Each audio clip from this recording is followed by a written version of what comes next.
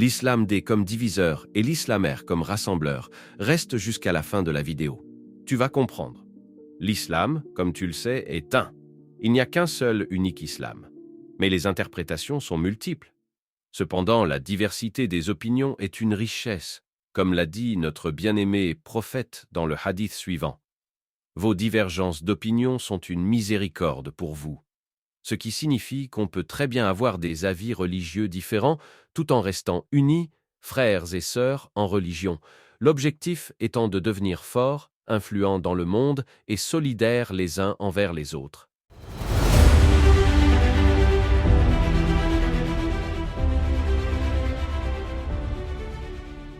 Solidaires les uns envers les autres. C'est d'ailleurs la raison pour laquelle Allah dit dans le Saint-Coran « Et cramponnez-vous à la corde d'Allah et ne vous divisez pas ». Surat 3, versets 103. Cependant, la réalité étant ce qu'elle est, voici sans plus tarder les 4 points essentiels des 2 approches dominantes de l'islam contemporain. Écoute, les 2 approches de l'islam se présentaient elles-mêmes, en commençant par ce que j'appelle l'islam diviseur. Salut, je suis l'islam D comme diviseur, et voici ce que je t'apprends. Point important numéro 1, Allah est ton Dieu, le Coran est ton livre, Muhammad sallallahu alayhi wa sallam est ton dernier prophète et messager, et les compagnons du prophète, ou les 12 imams, ou peu importe le nombre d'imams de musulmans, sont les seuls à être dans la vérité. Point important numéro 2, fais ton devoir de da'wah, provoque des débats, réponds aux objections, et sois guide actif pour les jeunes. Point important numéro 3, si tu suis l'avis des compagnons, tu es alors sunnite et sur la voie droite. Les autres sont dans l'égarement.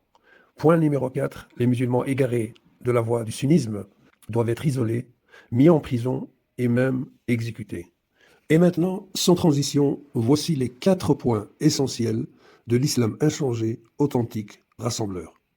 Salut, je suis l'islam R comme rassembleur et voici ce que je t'enseigne. Point numéro 1, de même qu'il n'y a qu'un seul Allah, un seul Coran et un seul dernier prophète et messager, il y a de même qu'un seul et unique islam, mais 2 approches différentes qui sont l'islam diviseur et l'islam rassembleur.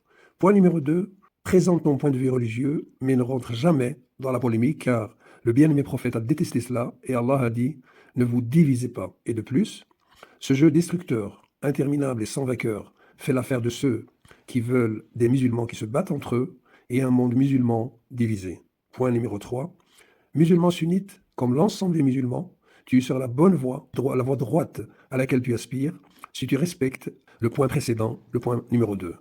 Point numéro 4, toutes les écoles de pensée islamiques sont validées par Allah dans le Coran et agréées par le prophète qui a dit « Vos divergences sont une bénédiction ». Donc, est musulman sunnite, tout croyant qui est convaincu de suivre la sunna et qui croit que le bien-aimé prophète Mohammed est le dernier prophète et messager de Dieu. Dis-moi ce que tu as pensé de ce résumé des 2 approches de l'islam.